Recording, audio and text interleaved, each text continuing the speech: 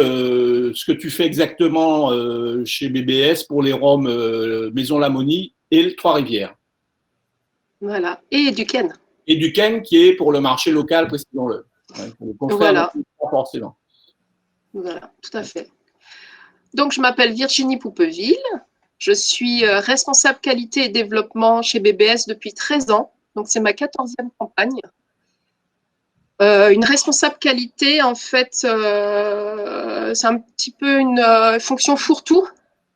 En fait, pendant la campagne, je fais office de maître distillateur. Donc, je travaille vraiment, mon bureau se trouve au niveau des colonnes à distiller et des cuves de fermentation, où je vais vraiment surveiller et peaufiner les méthodes de fermentation et de distillation avec les distillateurs et les cuvistes. Mais c'est 5 mois dans l'année, 5-6 mois dans l'année, et donc le reste du temps, je vais participer à toutes les actions de prévention, de sécurité, de tout ce que nous faisons pour réduire l'impact de nos activités sur l'environnement. Donc, c'est pour ça que c'est un terme un peu fourre-tout qu'on ne comprend pas forcément. Mais en fait, pendant la période de distillation, je suis maître distillateur.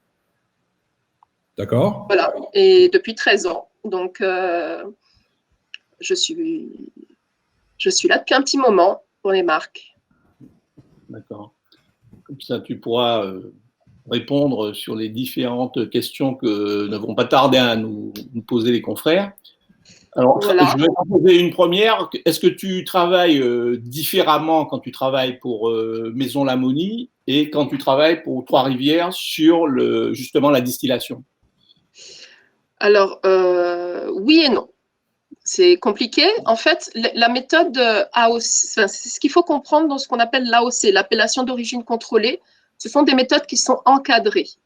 Donc, comme nous suivons le même cahier des charges, les distilleries vont fonctionner dans le gros, hein, de la façon générale, on va tous procéder de la même manière. Il y a des points communs pour avoir une typicité commune des rhums AOC. Par contre, à l'intérieur de ces méthodes, il y a des petites différences. Et notamment, alors si on s'attache par exemple à la distillation, les colonnes, par exemple, ont une géométrie complètement différente. L'ammonie possède 3 colonnes, donc c'est un assemblage de 3 distillats.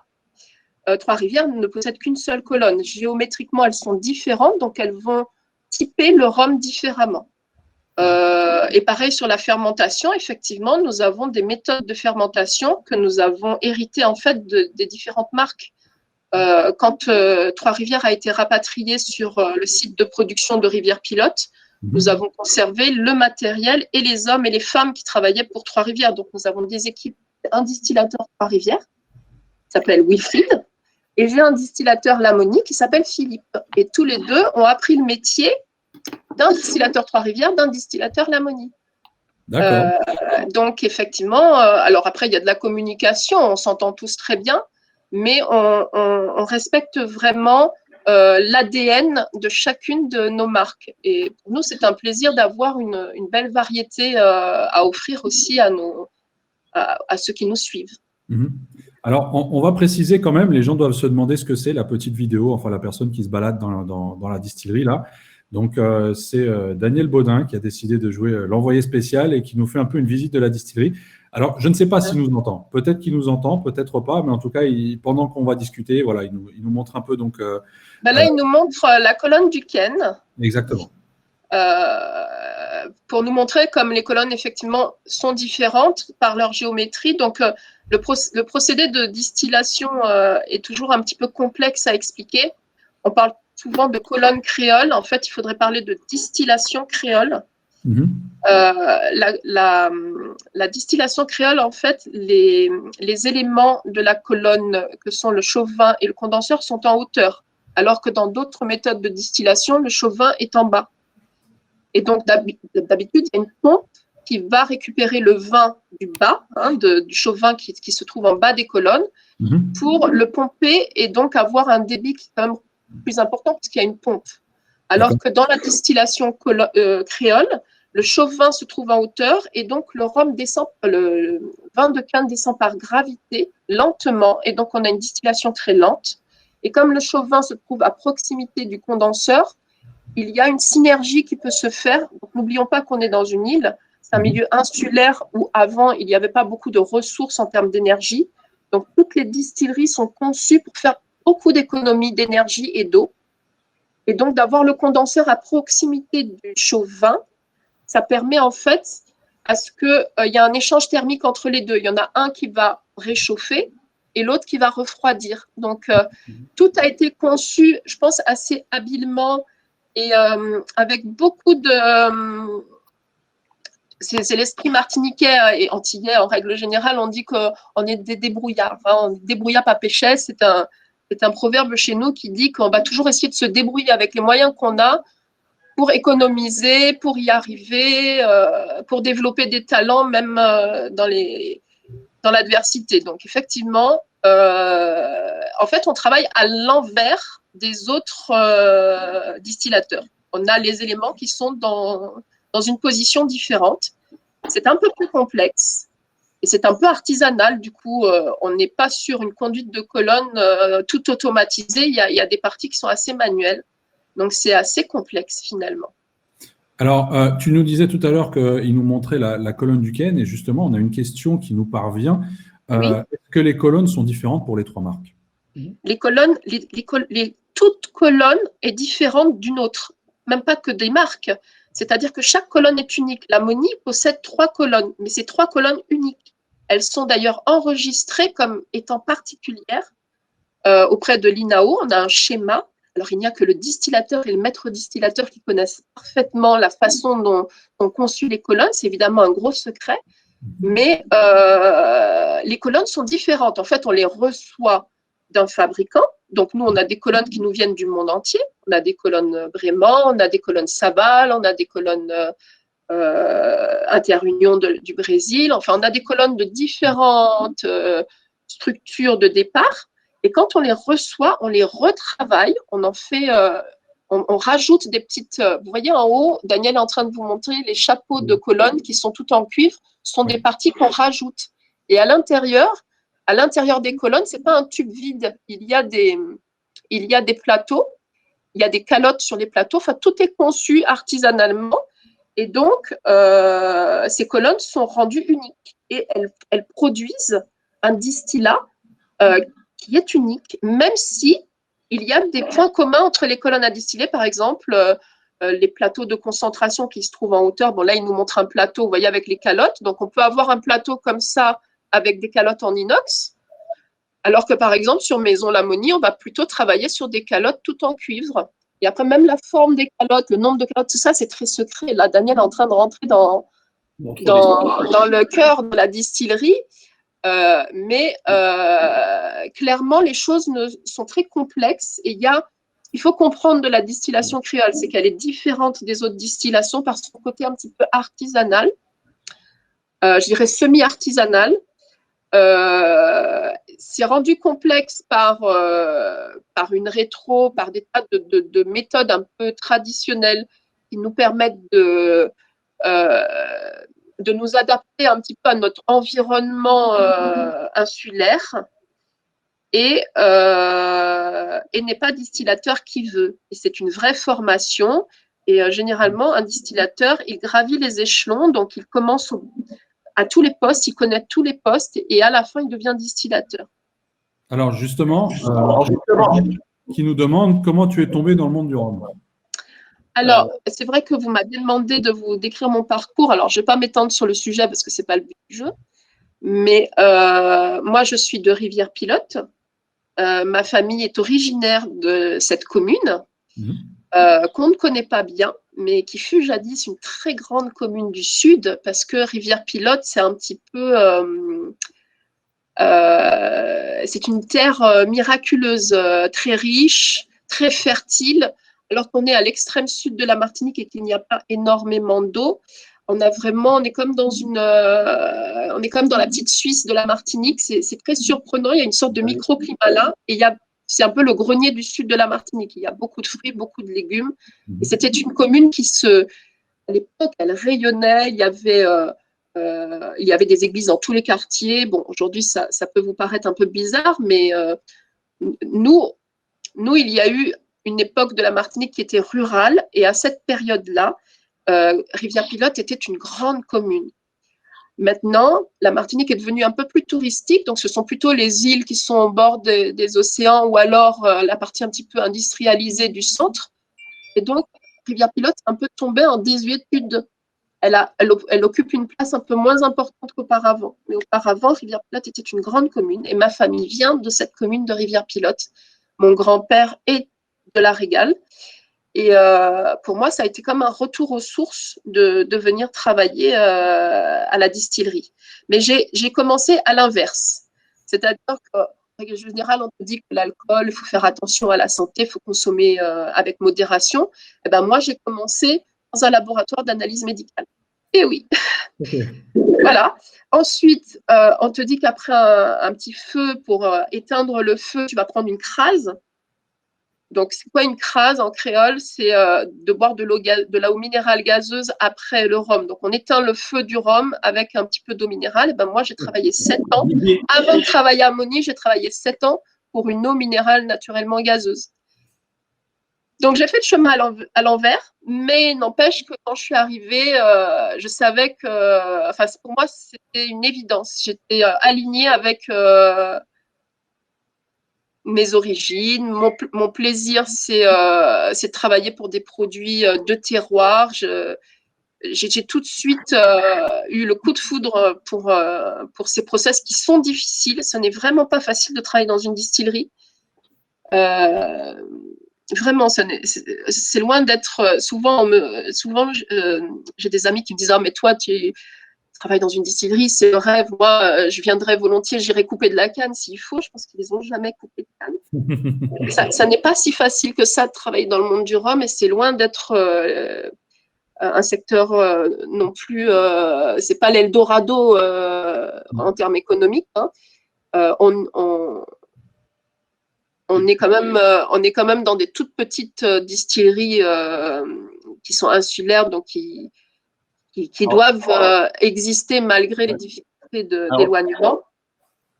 Mais c'est extrêmement passionnant. Alors, c'est vrai que les gens, quand ils pensent distillerie, ça fait un peu rêver, comme tu dis. Mais alors, c'est vrai que c'est un rêve de travailler dans une distillerie. Ouais, mais dis-leur que sur place, on ne dit pas distillerie, on dit usine. Donc, ça veut tout dire. C'est pas juste. Voilà. Ouais, alors, je suis un petit peu nuancée sur le sujet parce que nous, on dit distillerie. Daniel, on va dire l'usine du Galion, mais la distillerie Lamoni. Mais Daniel dit: je vais à l'usine. Daniel, il dit ça? Ah oui, il dit ça comme beaucoup de gens qui travaillent dans le rhum. D'accord. Bon, moi, je ne considère pas qu'on est dans une usine, parce que ça reste quand même pour moi vraiment une distillerie avec une énergie très différente d'ailleurs du chef, puisqu'on parle de Daniel. Alors, c'est vrai que je vous ai présenté ma fonction de responsable qualité, je ne vous ai pas expliqué ce que c'était que le développement. Nous sommes, Daniel et moi, les créateurs de nos différentes maisons, de nos différentes marques. Daniel, le maître de chai, notre maître de chai, Daniel Baudin, il est garant des méthodes de fabrication de chaque marque au niveau de la préparation, de l'assemblage, de la mise en vieillissement. Tandis que moi, si vous voulez, je m'occupe de l'étape amont, de la partie fermentation, distillation. Donc, en fait, on travaille en bonne connivence tous les deux. C'est une sorte de relais. Et pour les créations de nos marques, on va aussi travailler de cette façon-là. On va travailler en relais. On va vraiment pouvoir, en interne, créer, pour rester dans l'ADN de nos marques, différentes cuvées spéciales pour montrer l'étendue, soit de notre savoir-faire, soit du potentiel de nos terroirs. Donc effectivement, peut-être que quand Daniel monte à la distillerie, pour lui, il monte à l'usine parce que, quelque part, lui, il travaille plus près des fûts et des chais. Et quand moi, je vais au chai, je dis je descends au chai. C'est… Alors On a une question qui nous vient de Johan, justement, qui nous demande comment se forme-t-on au métier de distillateur? Alors, en règle générale, ailleurs, on va se former dans des écoles, mais pas en Martinique.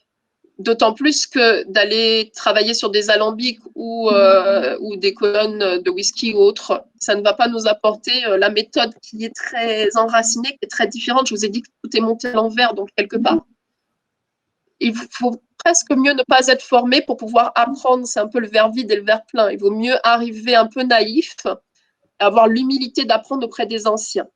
Donc moi, je suis de formation biochimiste, je suis microbiologiste et ce qui m'intéresse, c'est toute la partie vivant, fermentation.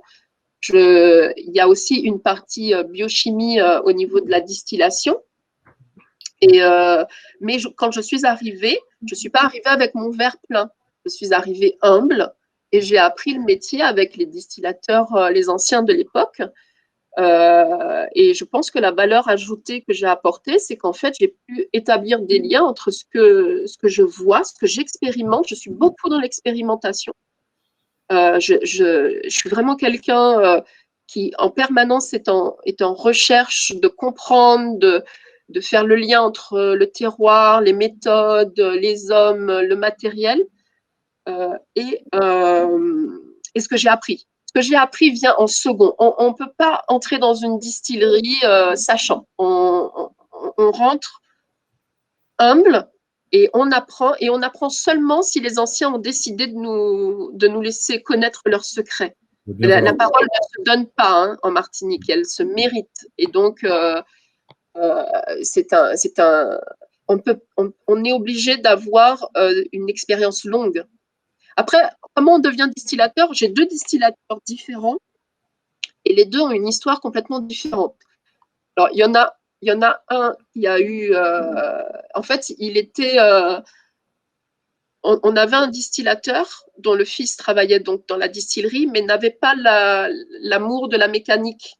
Il était plutôt commercial et en fait, finalement, il est devenu commercial. Et donc, son père n'avait pas la relève pour assurer la distillation.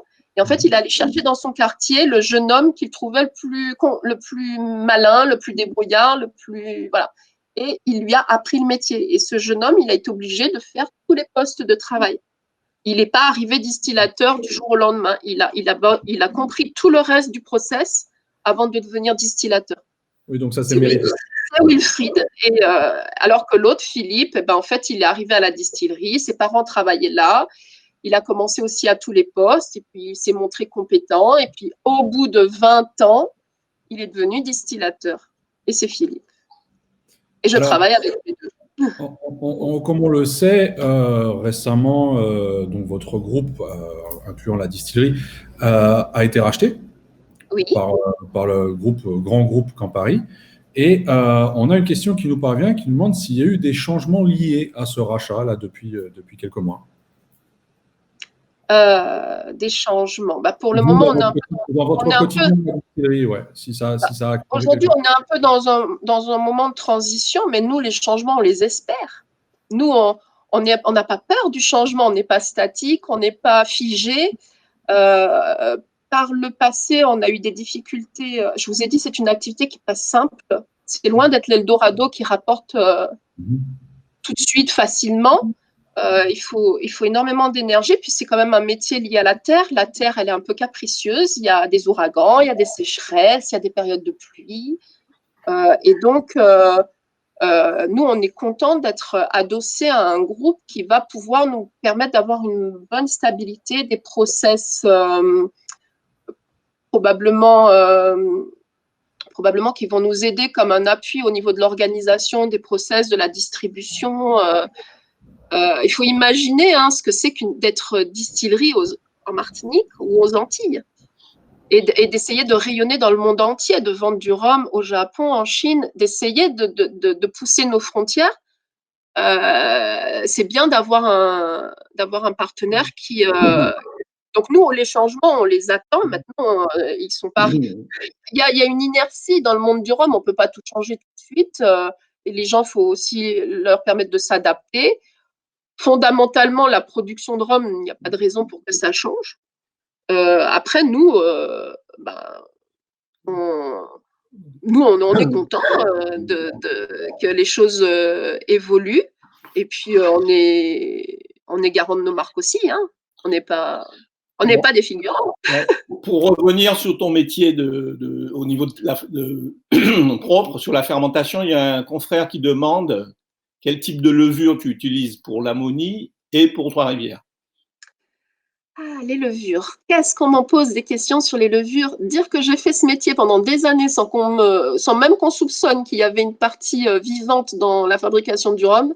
Aujourd'hui, j'en ai que ça. Tout le monde voudrait me faire cracher le secret de nos levures. Alors, je vais vous le cracher. C'est très simple. Toutes les distilleries utilisent Saccharomyces cerevisiae. C'est la levure obligatoire de l'AOC. C'est aussi la levure qu'on utilise dans le vin, même s'ils ont le droit d'utiliser d'autres levures, dans la bière. C'est la levure des alcools par excellence. Par contre, dans la famille Saccharomyces cerevisiae, il y a la possibilité de sélectionner des levures qui ont un caractère particulier. Par exemple, des levures qui vont être plus résistantes, des levures qui vont être plus agressives vis-à-vis des autres levures qu'on peut trouver naturellement dans le jus de canne, donc qui vont s'exprimer avec plus de personnalité, ou au contraire d'autres qui vont être s'adapter, etc. Et donc, moi, j'ai envie de vous dire que non seulement on peut faire ce choix pour chacun, à l'intérieur de la famille Saccharomyces, c'est-à-dire à l'intérieur d'une typicité particulière, parce que nous sommes rhum AOC. Nous pouvons choisir des individus qui auront un caractère un peu plus Trois-Rivières ou un caractère un peu plus l'Ammonie. Mais on peut aussi choisir en fonction des différentes cuvées que l'on va essayer de produire. Mais ça n'influe pas autant que les gens le pensent. C'est en tout. Le choix de la variété de canne, la façon dont on va travailler la coupe et surtout la façon dont on va gérer la fermentation et la distillation vont impacter presque plus que le choix de la levure. Il ne faut pas penser qu'on a trouvé le secret des distillateurs sur le choix de la levure. Et c'est vraiment un tout. C'est une compréhension. Il faut comprendre le terroir pour pouvoir exprimer au mieux les différentes facettes. Alors, selon toi, qu'est-ce qui aujourd'hui définit le mieux, justement, vu que tu nous parles de terroir, le terroir martiniquais et encore plus précisément le terroir Trois-Rivières, l'Ammonie, donc du sud de la Martinique? Alors, tout le monde le sait, moi je défends énormément la notion de terroir dans le rhum. Je ne sais pas pourquoi il y a autant d'opposition sur l'idée qu'en Martinique on puisse avoir des terroirs. Je ne sais pas, je ne comprends pas ce qui freine psychologiquement les gens ou scientifiquement les gens sur le phénomène des terroirs. En ayant discuté un petit peu avec d'autres personnes, je me suis rendu compte que peut-être il y avait eu des distillateurs qui avaient un petit peu abusé à faire des tout petits terroirs qui étaient très près les uns des autres et d'exprimer des parcelles très près et que du coup les gens ne pouvaient pas comprendre comment cette parcelle différait de celle-là. Je pense que c'est peut-être ça qui a créé des résistances. Mais quand on vit en Martinique ou quand on connaît la Martinique ou la géographie de la Martinique c'est pas créé en un seul bloc. La Martinique provient de sédiments marins, de tufs de volcans sous-marins, de volcans après, etc. Donc il y a vraiment des reliefs et des terres qui sont très différentes.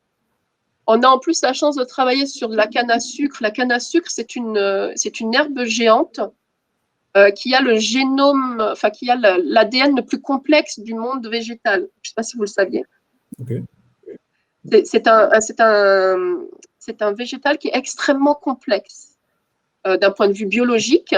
Et donc, on a beaucoup de variétés de canne et chaque variété va avoir une saveur différente, un peu comme le cépage, sauf que la vie simple de la canne à sucre. Donc, je dirais scientifiquement parlant, il faut bien comprendre que s'il y a une très grosse différence entre une canne Zicac, une canne bleue, une canne rouge, il n'y a que quelqu'un qui n'a jamais sucé un morceau de canne. Excusez-moi de dire sucer un morceau de canne, mais c'est comme ça qu'on dit en Martinique. On ne dit pas mâchouiller, on dit ça. Il n'y a que quelqu'un qui ne l'a pas fait, qui ne sait pas qu'il y a une différence de saveur sur les morceaux de canne. Et donc, oui, le choix de la variété de canne, le lieu où il va pousser, puis le phénomène de microclimat existe. Si vous êtes au bord de la mer, eh bien, il y a tellement de sel et tellement d'aridité que la flore naturelle qui va pousser sur la canne sera sélectionnée pour supporter les embruns marins, etc. Donc, on va vraiment avoir des cannes qui, pendant la fermentation, vont exprimer des choses différentes. Et si vous en doutez, eh bien, vous venez au démarrage de la campagne à Lamoni, et puis on vous fera sentir au niveau des colonnes à distiller la différence entre un terroir plein sud, un autre plus dans les terres, etc. Et oui, c'est l'expérience, c'est parce que c'est vrai, c'est parce qu'il y a une vraie différence. Alors justement, ce terroir plein sud, donc très typique à votre distillerie, qu'est-ce qui le différencie des autres terroirs de la Martinique, par exemple? Alors, pour appeler un chat, notre cuvée terroir par excellence, c'est la cuvée d'océan. Donc, tout le monde essaye de comprendre comment la cuvée d'océan a cette saveur un peu minérale. Donc, les cannes qui sont sélectionnées pour fabriquer la cuvée d'océan sont tous plein sud, donc à Sainte-Anne, c'est l'endroit le plus au sud de la Martinique. Sainte-Anne, c'est aussi donc Sainte-Anne. Dans la construction de la Martinique, c'est aussi l'une des plus anciennes terres de la Martinique. La Martinique s'est créée à partir de l'extrême sud et de la presqu'île de la Caravelle. Donc, c'est les deux plus anciens sols. Qu'est-ce que ça signifie, un sol ancien? Ça signifie que c'est un sol qui est déjà qui a une structure très complexe. Plus un sol il est récent, et plus sa structure est moins tassée, moins voilà. Donc, c'est un sol qui est particulier, qui est bord de mer, donc qui est très chargé en sels minéraux. Chez nous, on a des climats qui sont différents des climats européens, et on a des reliefs qui sont différents. Quand on est très bord de mer, on peut avoir des mangroves. Ensuite, on a des endroits où la salinité est très forte, on les appelle les salines. Et ben, nous, on est un petit peu avant les salines. Il y a des choses qui peuvent pousser, mais après, tout de suite après, plus rien ne peut pousser, sauf des grandes savanes, parce qu'on est sur des sols qui sont trop riches en sel. Et donc, on a ces cannes qui poussent là, et que quand on les récolte, on remarque qu'elles ont un goût différent. Excusez-moi, c'est la vérité, c'est ce qui nous a donné envie de faire une cuvée spéciale. Et je me suis rendu compte par l'expérience que lorsqu'on travaillait la cuvée d'océan en début de campagne, cette saveur était plus importante. Pourquoi? Parce qu'en fait, pendant la campagne, on a donc le matériel qui est vierge, donc on n'a pas eu d'autres jus de canne. Et ce qu'on appelle la minéralité dans le rhum martiniquais, enfin les rhums agricoles en règle générale sont assez... il y a une saveur minérale qui existe. On ne peut pas dire que ça n'existe pas.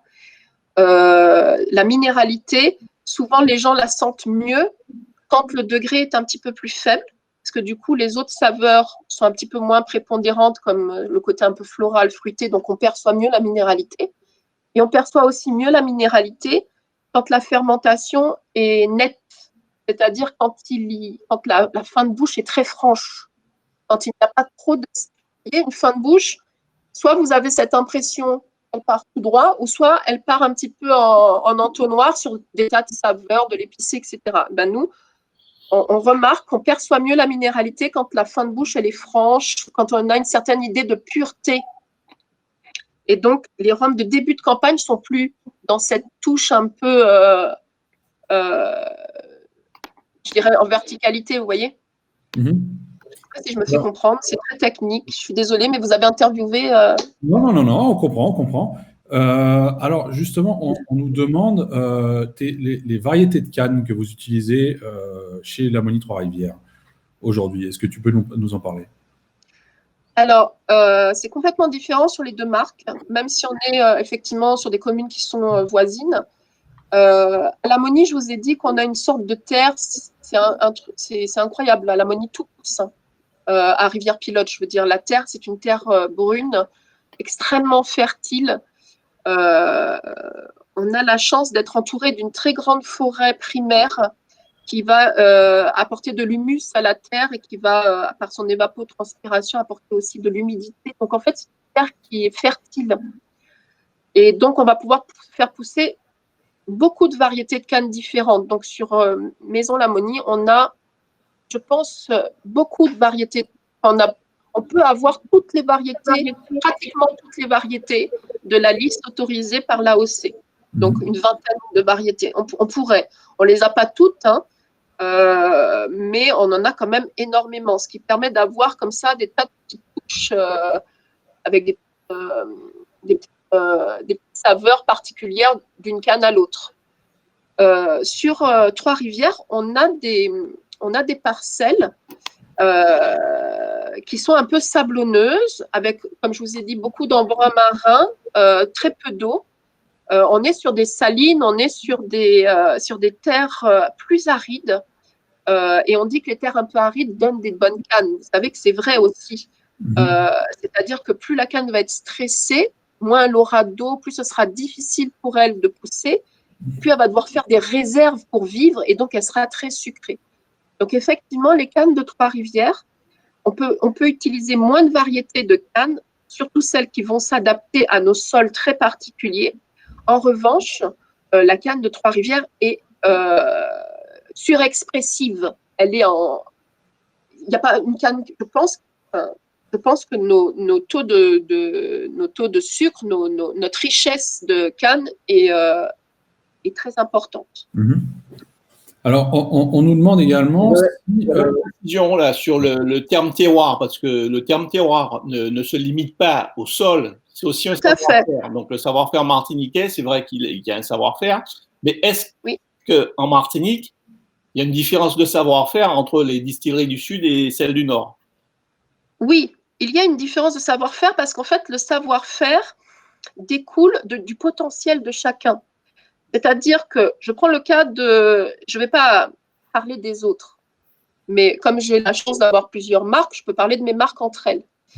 Je prends par exemple le cas de Trois-Rivières. Trois-Rivières, je vous ai dit, ce sont des terres un petit peu arides, sablonneuses, mais par contre, on a probablement les plus grandes surfaces, la plus grande plantation de canne de l'île. Au total, au départ, nous avions 900 hectares. Finalement, on nous en a barboté un petit peu, donc on en a 700. 700, c'est énorme hein, pour la surface de la Martinique, c'est beaucoup. Donc, effectivement, dans ces très grandes plantations, on a pu sélectionner nos plus beaux champs. Et ces champs, eh bien, ils sont assez plats, donc la récolte va être assez facile. Et donc, les cannes arrivent très vite à la distillerie. Dans les heures qui suivent la coupe, elles arrivent à la distillerie. Donc, non seulement elle est surexpressive au niveau de sa richesse, mais comme on va la travailler extra fraîche, tout le savoir-faire va être porté sur avoir une coupe rapide, etc. Vous voyez? Parce qu'on sait qu'on a la possibilité d'emmener cette canne très rapidement et de pouvoir la traiter très rapidement. Et que de ça va découler un rhum qui aura des côtés de canne fraîche, qui va exacerber le côté mielé, canne fraîche, etc. Sur Maison Lamonie, notre potentiel, ça va être d'avoir plein de variétés de cannes, du coup, d'avoir une grande variété de cannes, ça va signifier qu'on ne pourra pas uniformiser non plus nos méthodes de coupe. Parce qu'une canne, si elle est érigée bien droite, on peut la couper facilement. Si elle penche un petit peu, c'est pas pareil. Donc, il y a tout un savoir-faire qui s'est créé pour finalement couper petit bout, par des petits planteurs, par des petits coups de main, pour emmener la canne. Et c'est une canne avec beaucoup de variétés, coupée à la main, généralement, à la méthode traditionnelle. Et donc, il y a des savoir-faire qui se sont développés par le potentiel. Mais je vous l'ai dit, ce qui crée la différence entre les maisons, c'est la variété de canne, la terre, le savoir-faire, ce qu'on appelle l'itinéraire technique chez nous. La façon dont on va couper la canne. La façon dont on va couper la canne ne va pas exprimer la même chose en rhum. Si on la coupe à la machine, ça ne sera pas pareil que si on la coupe à la main. Si le coupeur il fait bien ses gestes et qu'il épaille beaucoup sa canne, elle n'aura pas le même goût, enfin, le rhum n'aura pas le même goût que si on garde un petit peu de paille. forcément. La paille, c'est les feuilles. Alors, on nous demande justement, donc là on a pas mal de questions qui rentrent. Est-ce que selon toi, l'AOC aujourd'hui est une contrainte pour exprimer votre terroir? Non, je ne pense pas que c'est une contrainte. Je pense que... Alors, il faut savoir que les pères fondateurs de nos marques sont à l'initiative de l'AOC. Je ne sais pas si tout le monde connaît un petit peu la façon dont l'AOC s'est mise en place. Nos anciens propriétaires, donc c'était Georges et Théophile Belloni et Jean-Pierre Bourdillon. Pour Trois-Rivières, il y avait Monsieur Chêne aussi. Ce sont les personnes qui ont œuvré pour qu'on reconnaisse la typicité terroir Martinique. Pourquoi? Parce qu'il y a une histoire commune pour les distilleries, même si chacun a un petit peu ses propres... chacun a une histoire un peu différente, mais on est quand même dans le même bateau, hein, sur la même île. Et puis aussi parce que la Martinique, si vous voulez, elle a comme les autres îles, hein, peut-être, elle a aussi bénéficié d'un apport extérieur. C'est-à-dire que même si on a un rhum martiniquais, il ne faut quand même pas oublier qu'il y a beaucoup de personnes de l'étranger qui ont œuvré aussi dans les techniques, qui nous ont apporté des savoir-faire, qu'on a récupérés, qu'on a modifiés, qu'on a améliorés. Mais donc, il y a un brassage. Donc, non seulement on est martiniquais, mais on est, je pense qu'on est caribéen. Moi, je ne me sens pas séparée du reste de la Caraïbe. Mais on veut exprimer ce que c'est que la Martinique. Et donc, on s'est tous astreints à suivre des règles qui sont propres à l'ensemble de la Martinique. Moi, je n'appelle pas ça se limiter, c'est cadrer. À l'intérieur de ce cadre, nous avons quand même la possibilité d'exprimer des choses. Et puis, on ne se limite pas. Je suppose que la prochaine question, ce sera est-ce que j'ai déjà fait des cuvées hors AOC? J'en ai déjà fait hors AOC également, mais pas en dépit de l'AOC. C'est-à-dire que l'AOC restera toujours dans mon ADN. Les méthodes, elles sont ancrées en moi et ancrées en Daniel, en tous ceux qui travaillent dans cette distillerie. Simplement, de temps en temps, on va exprimer des facettes différentes. Et donc, soit on rentre dans le cadre, ou soit on n'y rentre pas. Mais pour moi, l'AOC va au-delà de l'idée de la qualité aussi. C'est vraiment un terroir. Pour moi, si on comprend bien l'AOC, ce n'est pas qu'un rhum de qualité. Donc, il ne faut pas dire c'est nous qui faisons le meilleur rhum du monde, c'est nous faisons le rhum Martinique. Ah, par contre, oui, là, on ne peut pas nous dire qu'on ne fait pas le rhum Martinique. Je ne pense pas. Alors, on a une question d'un confrère, hein, oui. qu'on connaît bien, qui te demande, qui dit Lamoni il y a très longtemps, qui n'ont pas fait de millésime. Hein, les derniers, c'était celui de la confrérie et ceux de Chantal Comte. Est-ce qu'il y a des millésimes qui sont prévus pour Maison Lamoni? Alors, c'est vrai. Alors, il faut savoir que nous avons connu un incendie en 2000. Il y a Daniel qui est revenu, donc peut-être il peut s'exprimer sur le sujet, parce que moi, je n'étais pas là à cette période. Daniel a vécu un gros traumatisme qui a été de perdre 10 ans, 20 ans de sa vie, de son travail, je vais dire, pas de sa vie, parce qu'on est plus que notre travail, heureusement. Mais il a perdu au moins 10 ans de son travail en fumée. Et donc, si vous voulez, il a fallu attendre 10 ans, voire un peu plus, pour faire des millésimes, parce qu'un millésime, c'est quand même un hors d'âge. C'est un rhum qui a plus de 6 ans de vieillissement, et en fait, pour être un peu plus... pour faire des très bons millésimes comme on le fait, on est quand même sur des notions de rhum hors d'âge et d'années spectaculaires. On ne va pas faire des millésimes chaque année. Il faut que ce soit une année particulière, donc il nous faut au moins 10 ans, voire 15 ans d'expérience pour savoir lequel est ou pas millésime. Et donc, il nous a fallu attendre un petit peu. C'est la vie, hein, c'est les accidents de parcours. Mais là, on y est dans les 10 ou 15 ans. Donc voilà, c'est reparti. Et on a des choses merveilleuses. Alors justement, il y a la question qui revient un peu régulièrement là dans les commentaires. S'il y a des nouveautés en cours auprès d'une marque ou d'une autre qu'on pourrait nous divulguer. Des nouveautés qu'on pourrait vous divulguer, ah là là. Des trucs qui sont dans les tuyaux, qui devraient sortir. Ils sont dans les tuyaux. Bah, écoutez, je vais laisser le maître parler. Il est à côté de moi. Voilà. Salut tout le monde. Voilà, j'ai fait un tour à la distillerie.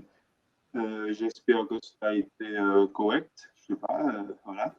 Et donc, pour les nouveautés. Pas devant l'écran. D'accord. Mais toi, oui, je suis devant l'écran, vous me voyez là?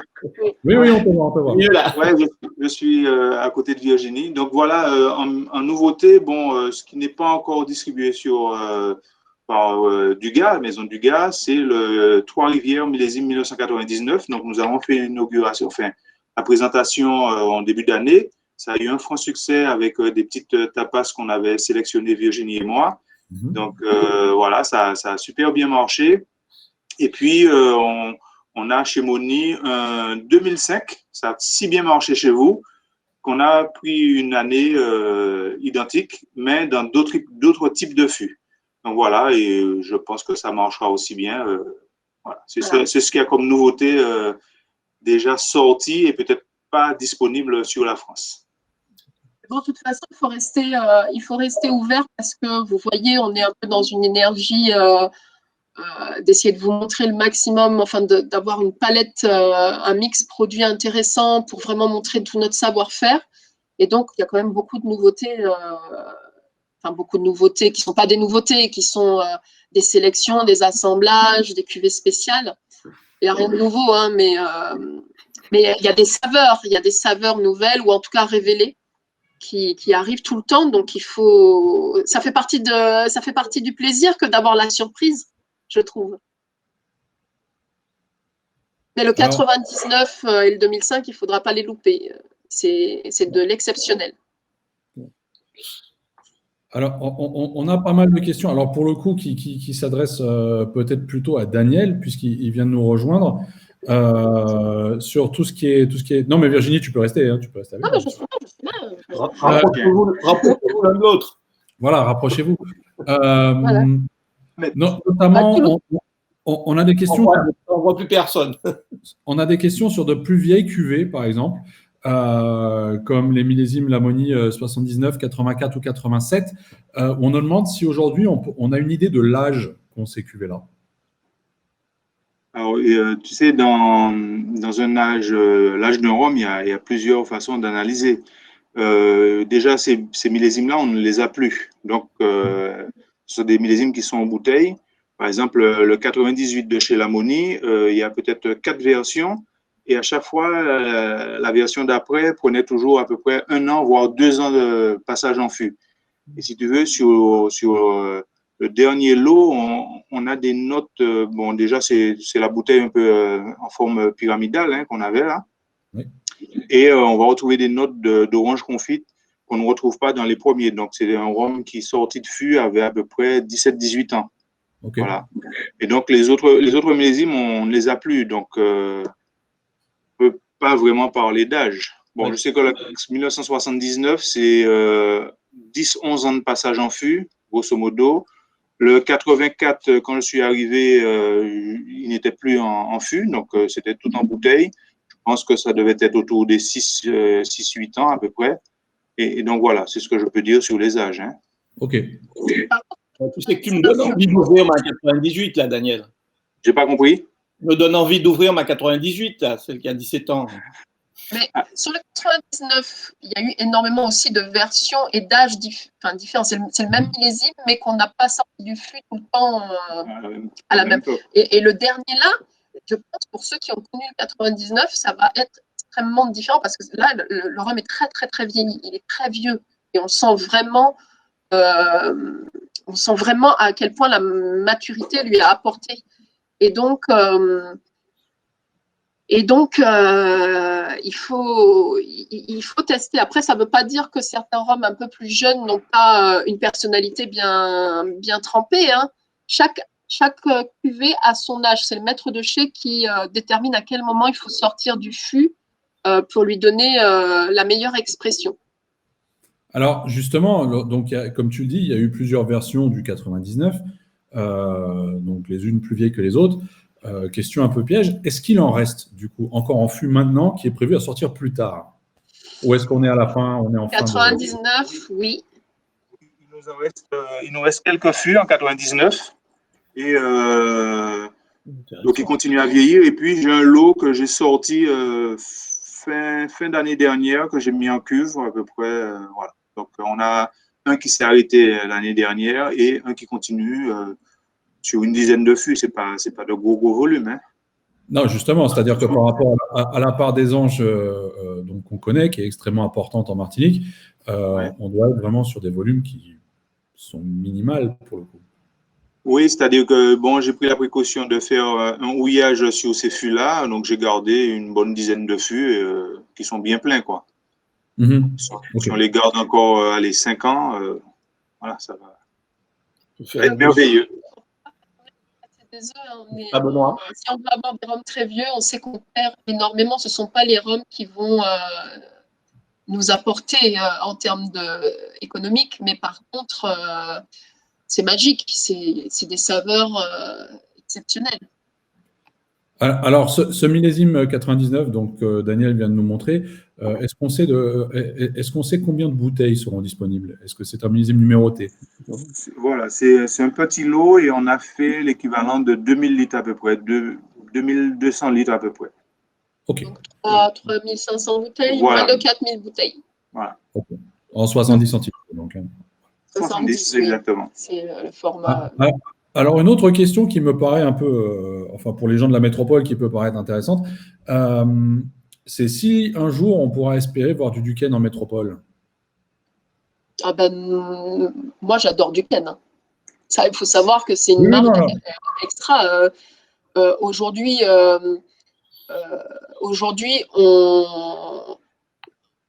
on fabrique du rhum. Je pense qu'on fabrique du rhum et on.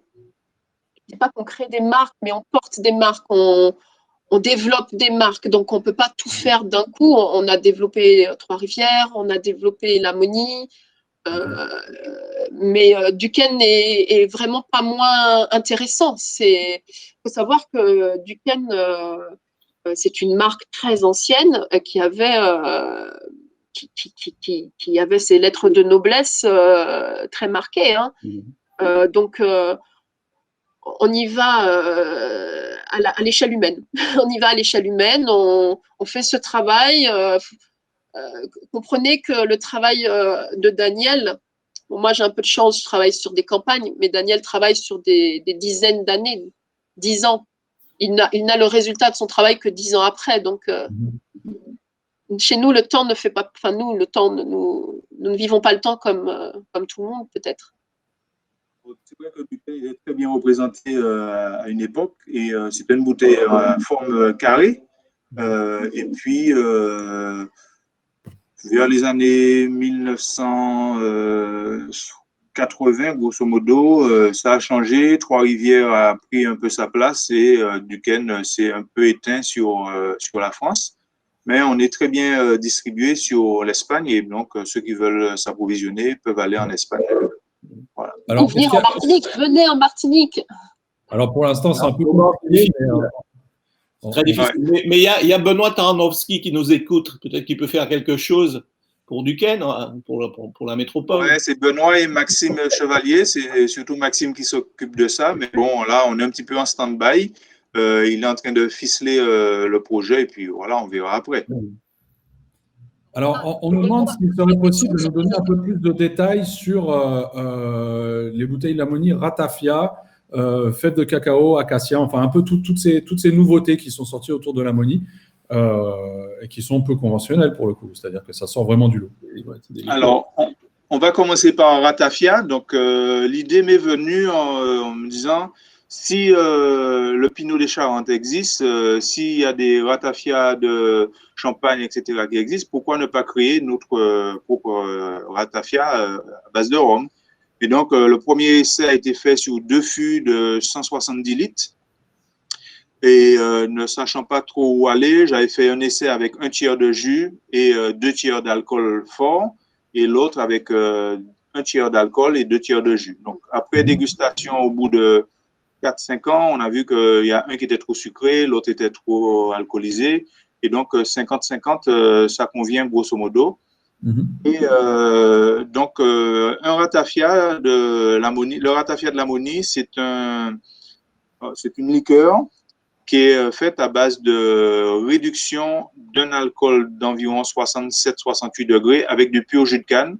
Et ensuite, je mets en vieillissement. Donc, j'ai mis le premier lot en vieillissement pendant 7-8 ans. C'était plus ou moins en sommeil. Et puis, avec l'arrivée de M. Chevrillon, ça lui a plu. Et on a lancé l'achat de jus frais et on a commencé à mettre des lots en vieillissement, donc 4 ans, 5 ans, 6 ans, etc. Et puis après, je me suis dit, l'idée c'était d'essayer de faire comme le Beaujolais nouveau. Donc chaque année, on allait sortir un ratafia, puisque le jus de canne n'est jamais le même. Hein. Ouais. Et donc, c'était ça un peu l'idée. Et finalement, voilà, on l'a sorti il y a 2 ans à peu près, 2 ans, 2 ans et demi. Et puis, Virginie a eu la bonne idée, comme d'habitude, de présenter le ratafia à un concours. C'est un concours du PARM, c'est un organisme qui se trouve en Martinique. Et on a remporté le trophée catégorie terroir, donc trophée de l'innovation. Voilà. Donc, le titre 33 degrés, excuse-moi. Et voilà, donc l'idée, c'était de retrouver les notes au nez de la canne fraîche et en bouche aussi de la canne fraîche. Et donc, ça se marie très bien sur des desserts, sur des glaces. Vraiment, si vous avez un échantillon, n'hésitez pas à faire ces mariages, ces essais. Alors, une autre. On t'entend mal, Virginie. Est-ce que tu peux répondre? Nous, on parle de rhum agricole. On explique toujours qu'on travaille à partir du pur jus frais de canne à sucre, fraîchement pressé, première presse. On est très content de travailler sur le pur jus de canne, et pas sur de la mélasse ou sur de la canne. Et donc, le problème, c'est que la plupart des personnes dans le monde n'ont jamais goûté un jus de canne. C'est difficile à exporter le jus de canne, ça ne se maintient pas longtemps. Et en fait, à chaque fois qu'on leur parle de jus de canne, ils n'ont jamais pris cette saveur très particulière de la canne à sucre. Et là, je pense que tout ce qui est intéressant, cette cuvée-là, c'est de pouvoir faire goûter ce que c'est le jus de canne. Parce que le jus de canne, dans le rhum, va conserver vraiment son arôme sans pouvoir se dégrader. Et donc, on va vraiment pouvoir percevoir ce que c'est que ce côté végétal mélangé à des notes florales, mélangé à du fruité. Je pense que le jus de canne n'a pas la saveur des fruits de chez vous, tout simplement parce que ce n'est pas un fruit, c'est une herbe. Et généralement, on ne boit pas beaucoup de jus d'herbe. Donc, c'est vraiment une saveur originale pour quelqu'un qui vient de l'extérieur. Et on voulait... Maison Lamonie a toujours comme vocation de vouloir faire goûter les saveurs de la Martinique, de partager notre art de vivre, de faire vibrer un peu nos saveurs. Et donc, sur Ratafia, c'était l'idée de Daniel. Sur fèves de cacao ou Oni, comme vous en parliez tout à l'heure, c'est aussi la même chose. C'est-à-dire que notre fève de cacao, elle est crue. En Martinique, on consomme le cacao cru. Vous savez, le cacao cru, c'est un cacao qui n'est pas forcément torréfié. Il n'est pas torréfié. C'est juste un cacao qui a eu sa fermentation. Et le goût du cacao, quand il n'est pas torréfié, est intéressant parce c'est un goût qui est très cacao, très noisette, très fève, alors que ce qu'on connaît du cacao à l'extérieur, c'est le chocolat, qui est très sucré. Il est très sucré parce que la fève de cacao torréfiée, elle est amère. Donc, on est obligé de mettre beaucoup de sucre. Et nous, on a eu envie de faire connaître la fève de cacao, puisque c'est une filière d'excellence chez nous, le cacao. mais de faire connaître le cacao sans le sucre. Donc, on a fait c'est pas une liqueur, d'ailleurs, ça n'est pas une liqueur puisqu'il n'y a pas beaucoup de sucre. C'est un rhum aux fèves de cacao cru. Et j'ai travaillé avec un maître cacao févier. Pour moi, c'est extrêmement intéressant de pouvoir faire découvrir l'art de vivre aux Antilles. Et pour Oni, c'est la même chose. Je travaille avec des apiculteurs. L'apiculture, c'est vraiment une passion pour moi. Et c'est aussi une filière d'excellence. En Martinique, on a des miels vraiment magnifiques. Et j'ai utilisé pour faire cette cuvée Oni, j'utilise le même matériel et les mêmes techniques qu'un vrai apiculteur. C'est extrêmement intéressant. Et pour Maison Lamonie, c'est ça, c'est la générosité, c'est le partage de ce que c'est que la cuisine, les saveurs du pays. Alors, on parlait de terroir encore tout à l'heure. On a une question qui nous vient de Letty Mathieu qui nous demande si chez vous, il y avait une tendance à vouloir venir vers du bio ou de l'agriculture raisonnée, comme ça peut être le cas chez d'autres maisons. Alors, oui, pour plusieurs raisons. D'abord parce que je pense qu'à la base, on est un petit peu dans une économie solidaire à la Maison Lamonie parce que nous avons beaucoup de petits planteurs. Nous avons ce côté un peu familial, de fonctionnement coopératif, de petites structures qui n'ont pas forcément accès facilement à la mécanisation. Donc, je pense que de base, on est relativement dans une énergie proche du respect de l'humain, de plein de choses comme ça. Je pense franchement. Et donc, de ça vers le bio, il n'y a qu'un pas, un tout petit pas, qu'il est facile de franchir. Encore faut-il le franchir. Oui. Mais c'est un pas qu'il est facile de franchir. Donc, pourquoi on ne le franchirait pas? Alors dans le même esprit, on a Aurélie qui nous demande, je vais vous lire tout son message. Bonjour, en parlant de réduction, les caractéristiques de l'eau utilisée influent-elles sur l'aromatique globale des rhums, par exemple de l'eau de mer des Caraïbes, et qu'en est-il des précipitations? Ça, c'est une question merveilleuse. Aurélie, elle a compris plein de choses là. Elle a compris plein de choses. Alors là, c'est le relais entre Daniel et moi. Comprenons bien. Quand je dis Daniel et moi, c'est la distillerie vers le chai. On n'est pas tout seul, on travaille avec plein de personnes. Hein. On n'a pas 12 bras. On est dans une équipe. Mais clairement, on va distiller, on va produire ce rhum et ensuite, il va vieillir, il va maturer et ensuite, il va être préparé pour être mis en bouteille. Ce serait vraiment dommage de l'abîmer au moment où il a bien reposé, où on a fait tous ces efforts de suivre pas à pas des règles extrêmement minutieuses sur la fabrication. On ne pourrait pas l'aplatir. Donc, je vais laisser Daniel expliquer comment, justement, il fait ces réductions dans le respect, finalement, d'un rhum qui a bien maturé, qui est très stable et qui a été fabriqué dans un art très minutieux. Effectivement, pour une réduction, moi, je préconise quelque chose d'assez lent. Donc, rajouter très peu d'eau, parce que quand vous rajoutez de l'eau dans de l'alcool, vous avez une réaction exothermique qui va faire monter le liquide en température et on risque de faire évaporer les arômes les plus marqueurs de nos rhums agricoles. Donc, en faisant une infusion, quand je parle d'infusion d'eau, par exemple pour l'Origine 55, je vais mettre de l'eau presque goutte à goutte, hein, c'est pas tout à fait ça, mais je vais mettre de très petits volumes et ça sur à peu près 6 mois, ce qui fait que tout ce qu'on a comme arôme va être préservé par cette réduction très, très lente. Donc, une réduction lente va garder un maximum d'arômes, puisqu'il n'y aura pas d'échauffement trop important du liquide, et ça ne peut que faire le bonheur des dégustateurs. Puis après, pour la partie eau de mer, là, c'est plus Virginie qui a eu cette idée. Je la laisse parler. Vous pouvez, par exemple, Daniel me disait, hier, on faisait des dégustations. Et Daniel, c'est un travail très pénible. Là, on fait des dégustations tous les jours. Et donc, Daniel me disait, tu sais, pour voir si un rhum il a un défaut, tu lui rajoutes beaucoup d'eau. Tu lui mets tout d'un coup beaucoup d'eau. Et là, tous les défauts vont te monter au nez parce que le rhum, il est tellement déstructuré quand tu lui rajoutes de l'eau comme ça. En une seule fois, tu déséquilibres complètement ce rhum, eh bien, tout de suite, tu vas sentir paraître les défauts.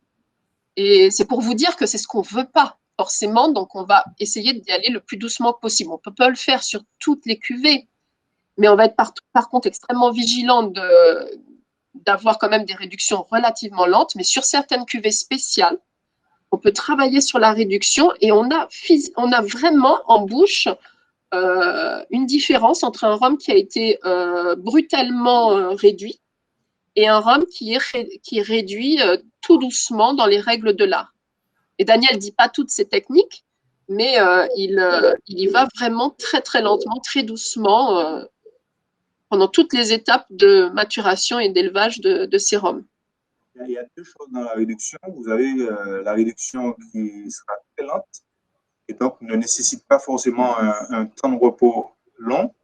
Et vous pouvez avoir un rhum qui a des caractères qu'on n'aime pas trop. Et là, je peux faire une réduction un petit peu plus sévère et lui donner beaucoup plus de temps pour que les molécules puissent les chaînes carbonées puissent se reformer. Donc un temps de pause plus long. Un temps de pause plus long. Voilà. C'est tout un travail, hein. C'est un art, même cette réduction.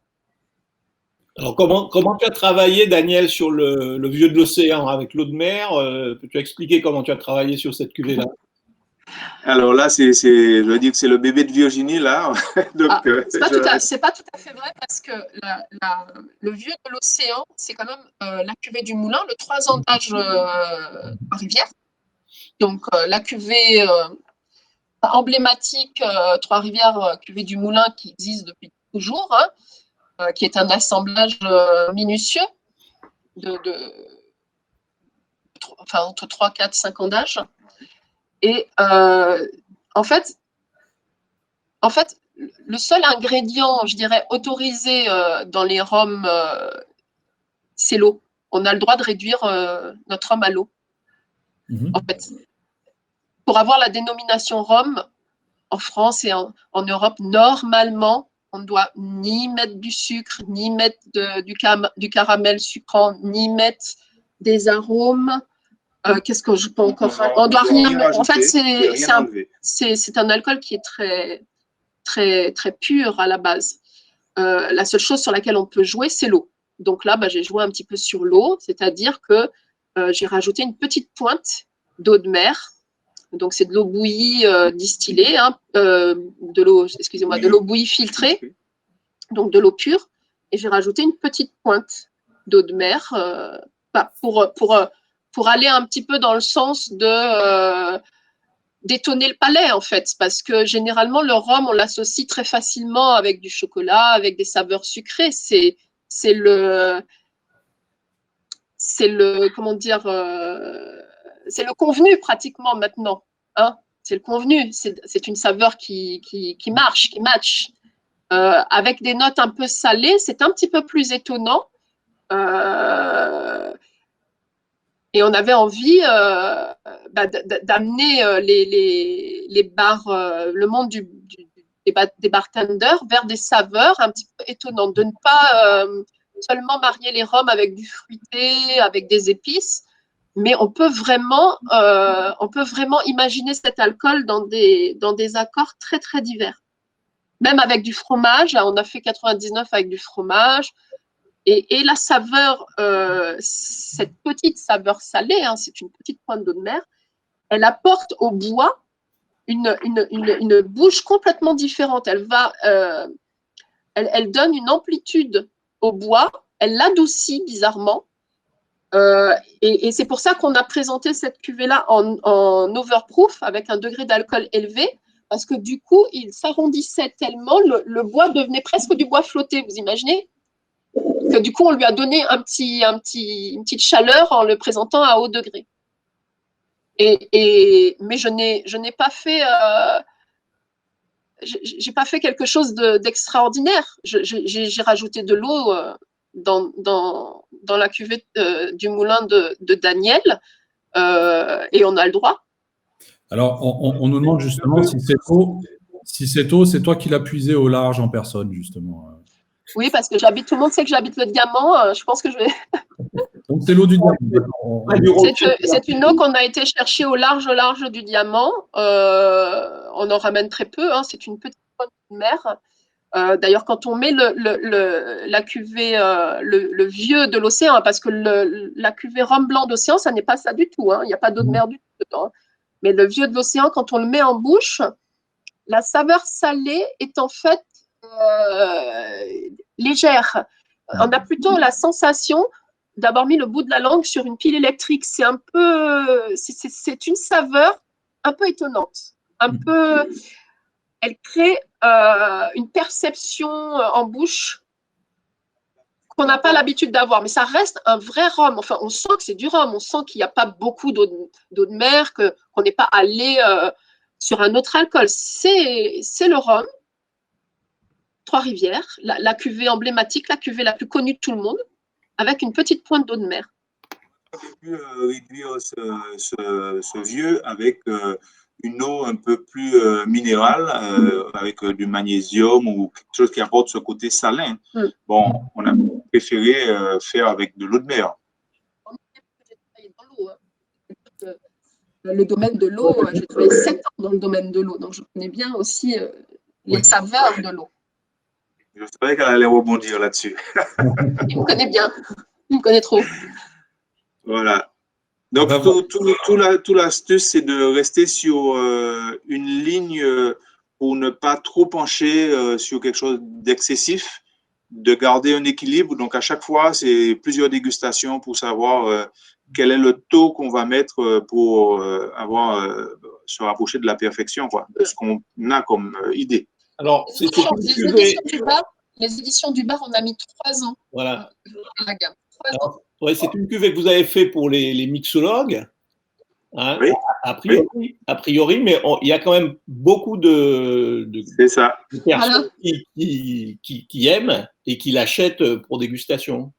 Alors, la stratégie de départ, c'était, on s'était dit, on va faire des cuvées assez originales, on va faire des classiques parce que les bartenders aiment aussi très bien nos classiques, ils vont travailler sur des bons alcools en règle générale et donc nos rhums classiques, pourquoi pas. Donc, on va leur proposer des rhums classiques, mais un petit peu travailler de façon artisanale pour qu'elles soient particulières, pour qu'il y ait une valeur ajoutée quelque part. Puis, des saveurs un peu originales qu'on a été chercher dans les savoir-faire anciens, hein, brûler les champs de canne ou marier par exemple, chez nous, on va marier le rhum avec des saveurs salées, hein, les acras, etc. Il n'y a rien de nouveau sous le soleil. Hein. Et on s'était dit, en créant ces saveurs originales, ça va créer une curiosité et l'envie d'utiliser les rhums agricoles dans le monde du bar. Et on s'est dit, comme ces saveurs sont un peu originales, il faut faire partir les choses des top barman, de ces personnes qui sont très créatives, qui vont avoir envie de découvrir ces nouvelles saveurs, de créer des nouveaux cocktails. Et ça a pris de cette façon-là, mais en même temps, en fait, ce qu'on ne s'était pas rendu compte, c'est qu'en fait, tous les palais aiment les nouvelles sensations. Tout le monde a envie de découvrir des saveurs originales, mais qui ne soient pas trafiquées. On n'est pas allé chercher des choses, on n'a pas rajouté on n'a pas fait des spécial mix ou des prémix. On est allé dans ce sont des rhums. Hein. Et donc, donc en fait, tout le monde a envie de créer son propre cocktail. Et en fait, c'est très intéressant parce que c'est assez amusant, d'ailleurs. Parce que finalement, les gens me disent, moi, je l'aime anti-ponche. Alors voilà. C'est ma vie, en fait. Ma vie, c'est que, en fait, quand on crée des nouvelles cuvées, souvent les gens, enfin en blanc, hein, les gens me disent, mais moi, anti-ponche, c'est parfait. Bon, c'était pas le but du jeu. C'était pas le but du jeu au départ, mais finalement, ça me fait bien plaisir. Et au départ, j'avais dit à Virginie, attention, ça va avoir un succès fou. Et les volumes qu'on nous a demandé au départ, ça va être multiplié par combien. Et c'est exactement ce qui se passe. Et ce ne sont pas des produits simples à faire. Vous avez entendu, Virginie prend son petit youyou, elle va au large du rocher du diamant, elle récupère l'eau de mer, il faut faire bouillir, etc. Canne brûlée, donc c'est interdit de brûler le champ, il faut demander des autorisations. Et on va faire bouillir le champ de canne plutôt le soir, etc. La nuit, bon, et tout ça, c'est pas simple à faire. Et j'avais dit à Virginie, attention, on met le doigt dans quelque chose où il y aura un tel succès et qu'on risque de ne pas pouvoir suivre les volumes demandés. Ce sont des cuvées spéciales, petites séries comme des millésimes ou des single casques. Mais bon, c'est intéressant aussi d'ouvrir l'envie de faire des découvertes à tout le monde. Je pense, moi, je suis une personne foncièrement pas élitiste, mais ça m'a énormément plu de travailler avec des barman créatifs. Avec Daniel, on a eu des échanges d'une richesse incroyable. Alors, tu vois, là, on a un confrère qui dit par exemple, qu'il n'approche pas du tout sur la cuvée du Moulin, alors qu'il adore le Vieux de l'Océan. Ben voilà, c'est ce qu'on a aussi cherché, hein, c'est avoir ce petit twist, voilà, cet éclat qui va faire. C'est différent. Il y a des choses que j'ai pas l'habitude de percevoir dans d'autres alcools, dans d'autres rhums agricoles, dans d'autres rhums des Antilles. Et voilà, c'est ce qui va accrocher. Et donc, c'est un peu pour montrer, voilà, toute la fenêtre qu'on peut ouvrir autour de nos rhums et des Antilles. Hein, voilà. Tu peux répéter? On veut tropicaliser la planète, on veut faire découvrir les saveurs d'ici, on veut ouvrir le monde à nos rhums, même si on n'a pas des volumes pour inonder les marchés, mais que chacun puisse avoir la possibilité de goûter un Martinique. Bien sûr, bien sûr. Ok, on a dépassé l'heure, donc je pense qu'on va en rester là pour aujourd'hui. En tout cas, merci beaucoup à vous deux, à Virginie et à Daniel. C'était vraiment gentil de votre part de vous prêter au jeu de ces directs, justement. Et puis, ça permet encore de rester un peu en contact avec les gens, malgré les situations difficiles qu'on est en train de vivre. En tout cas, nous, on vous remercie. Et puis, je ne sais pas, qu'est-ce qu'on peut vous souhaiter par la suite? Bon déconfinement. Ouais, bon déconfinement. On est sur la fin, là. C'est la dernière ligne droite. C'est assez. On est déjà à plus de 2 millions. Donc, c'est déjà un bon volume. Voilà, et les rhums qui descendent au chai sont une bonne tenue, on va dire. Ouais. Très bien. On se souhaite, c'est de pouvoir bientôt échanger de visu, se voir, que les gens viennent chez nous, découvrent nos produits, que vous reveniez nous voir. Hein, on aime bien ces échanges-là. On aime bien pouvoir expliquer des produits qui sont un peu techniques et un peu complexes, de vive voix. C'est de ces échanges-là qu'on crée aussi, hein, oui. Qu'on arrive à percevoir ce que chacun, quelqu'un qui vient des États-Unis ne va pas percevoir les rhums de la même manière que quelqu'un qui vient d'Europe. Donc, on essaie de créer pour un peu tout le monde. Ok. Parfait. En tout cas, on ne va pas revenir vous voir dès que ça sera possible. Ouais. Et puis, en attendant, on vous souhaite bon courage pour la suite. Et puis, Jerry, nous, on se dit à demain. À demain. Salut Daniel. Okay. Salut à tous.